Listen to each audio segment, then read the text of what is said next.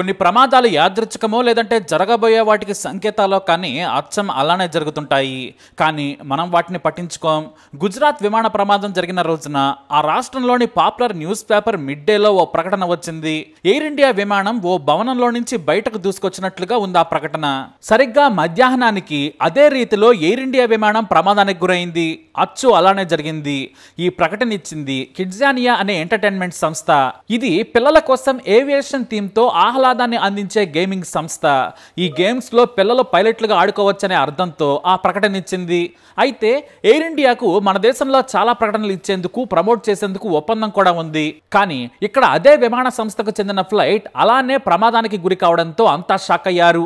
ఈ ఘటన జరగగానే ఆ ప్రకటన దేశవ్యాప్తంగా వైరల్ గా మారింది. దీంతో తాము పిల్లలను ఆకర్షించేందుకు ఆ ప్రకటన చేశాం, కానీ ఇలా జరుగుతుందనుకోలేదు.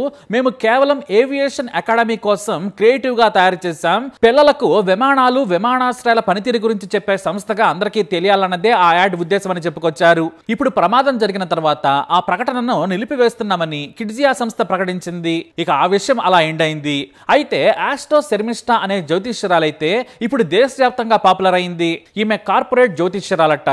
ఇలా జాతకం చెప్పుకునే వారు కూడా కార్పొరేట్ హంగామా చేస్తున్నారు. అయితే ఈమె చెప్పిన విషయాలు నిజమయ్యాయి. ఒకటి, 2025లో విమానయాన రంగం చాలా పుంజుకుంటుంది.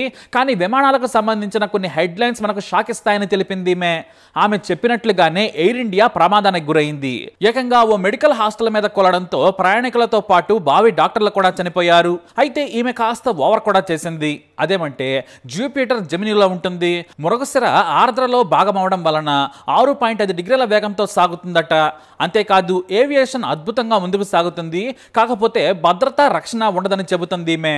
అయితే గతంలోనే హైదరాబాద్కు చెందిన సంస్థతో రాఫెల్ యుద్ధ విమానాలను హైదరాబాద్లోని టాటా సంస్థ తయారు చేస్తుందని ముందే చెప్పింది. అది నిజమైంది. ఇక ఇస్రో ఖగోళ శాస్త్రంలో సంచలనాలు సృష్టిస్తుంది. ఉపగ్రహ జ్ఞానంలోని ప్రపంచాన్ని ఆశ్చర్యానికి గురి చేస్తుందని కూడా చెప్పారు ఈమె.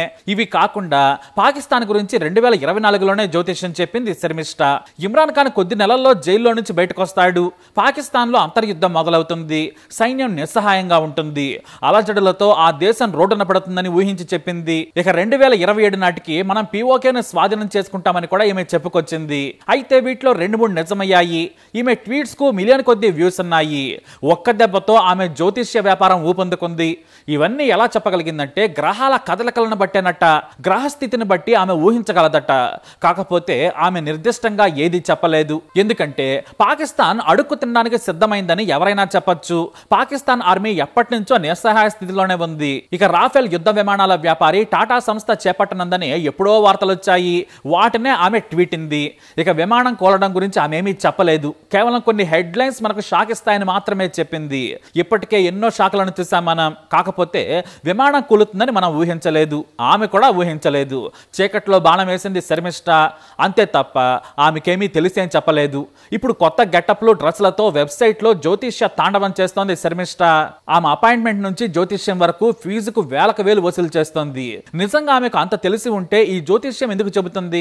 కానీ ఆమె గెస్సింగ్ కొంతవరకు నిజం కావడంతో కొంతమంది వైరల్ చేసేస్తూ ఉంటారు అంతే. నేషనల్ మీడియా కూడా కొన్నింటిని పాపులర్ చేసింది. అలాగే భగవద్గీతకు ఏమీ కాలేదు. విమానం మొత్తం మంటల్లో తగలబడ్డా కూడా భగవద్గీత పుస్తకం కాలిపోలేదని వార్తలు రాసుకొచ్చింది మీడియా. అయితే ఇక్కడ కాలిపోయిన వస్తువులు ఇంకా ఎన్నో ఉన్నాయి. ఒక మనిషే బ్రతికి బయటపడ్డాడు. వెనుక వైపు విరిగినవి, అలాగే అటువైపుగా ఉన్న వస్తువులకు నిప్పంటుకోలేదు. ఇలాంటి వాటిని అడ్డం పెట్టుకుని ఈ శర్మిష్ఠ లాంటి నకిలీ జ్యోతిష్కులు పుట్టుకొస్తూ ఉంటారు. వాస్తవానికి ఏది దురదృష్టమో ఏది అదృష్టమో చెప్పలేం. మరణం మన చేతుల్లో లేదు. రేపేమిటో మనకు తెలియదు. ఈ క్షణాన్ని ఆస్వాదించడమే ఉత్తమం. జస్ట్ 10 నిమిషాలు లేట్ అయి ఒక ఆమె ప్రాణాలు దక్కించుకుంది. ఒక ఆయన సీటు విరిగి ఎక్కడో పడిపోయి పేలుడు బారి నుంచి తప్పించుకున్నాడు. అతనొక్కటే ఆ దుర్ఘటనలో మృత్యుంజయుడు. కానీ అసలు విమాన ప్రమాదానికే సంబంధం లేని మెడికల్ హాస్టల్లోని విద్యార్థులు బలయ్యారు. అది టైం అంతే. అది దగ్గరకు వస్తుందా దూరంగా ఉంటుందా అనేది మనకు తెలియదు, చెప్పలేం కూడా. వాస్తవానికి మాజీ ముఖ్యమంత్రి మరణించాడు. తన కార్ల నంబర్లన్నీ కూడా 1206. అలాగే తన కూర్చున్న సీట్ నంబర్ కూడా 12. ఇంకా లోతుగా చెప్పాలంటే అతని మరణం కూడా 12/6. కానీ ఇక్కడ ప్రాణంతో బయటపడింది 11A నంబర్. అతని ముందు కానీ వెనక కానీ ఈ సీట్ అయి ఉండొచ్చు. మరి లక్కీ నంబర్ చూసుకున్న మాజీ ముఖ్యమంత్రికి అదృష్టం ఎందుకు వరించలేదు? ఇక ఇప్పుడు చెప్పాలంటే ఈ 11A నంబర్కి ఇప్పుడు బాగా గిరాకీ పెరిగింది. ఎందుకంటే అదో గుట్టి నమ్మకం. దీన్నే ఇప్పుడు ఫాలో అవుతూ ఉంటారు. అదో సెంటిమెంట్లా. అతనికి కూడా అదృష్టం 99.9% ఉంది. అందుకే ప్రాణాలతో బయటపడ్డాడు. మొత్తానికి ఇదంతా కాకతాళీయం, జస్ట్ యాదృచ్ఛికమంటారు హేతువాదులు. మృత్యువు రాకను ఎవరు ఊహించలేరు, ఇది మాత్రం నిజం. కొన్ని రోజుల క్రితమే ఓ సంఘటన జరిగింది. ఇజ్రాయెల్ మీద దాడి ఎలా చేద్దామా అని Iran army chief, IRGC chief, air force కీలక అధికారులు భేటీ అయ్యారు. సరిగ్గా వారు భేటీ అయిన సమయానికి ఇజ్రాయెలే వారి మీద బాంబులేసింది. ఆ భవనాన్ని చీల్చుకుని పేలిపోయింది. ఇజ్రాయెల్ మీద బాంబులేసి అవతలి వారిని చంపేద్దామనుకున్న వారు అప్పటికప్పుడు మరణించారు. ఏదో తమ పని తాము చేసుకుంటూ పోతున్న సీనియర్ న్యూక్లియర్ సైంటిస్టులు కూడా మరణించారు. మొత్తానికి అక్కడున్న కేంద్రమే తుడిచిపెట్టుకుపోయింది. అంటే మనిషి అనుకునేది ఒకటి, జరిగేది ఒకటి అన్నమాట. అలా జరిగిపోతూ ఉంటాయంతే. ఎవరి చేతుల్లో ఏమీ ఉండదు. ఈ క్షణమే మీది అని మాత్రమే ఆలోచించాలి. మరి దీనిపై మీరేమంటారు? మీ అభిప్రాయాన్ని కమెంట్ ద్వారా తెలియజేయండి. ఈ వీడియో అప్డేట్స్ కోసం మై ఛానల్ ఫాలో అవ్వండి. అలాగే తప్పకుండా సబ్స్క్రైబ్ చేసుకోండి. स्पीड के हिसाब से पूरा ब्लास्ट हुआ।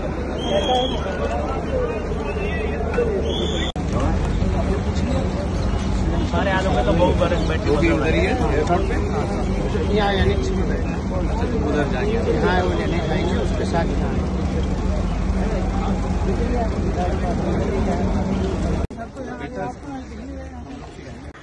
यहाँ पे पूरा एक वहाँ पे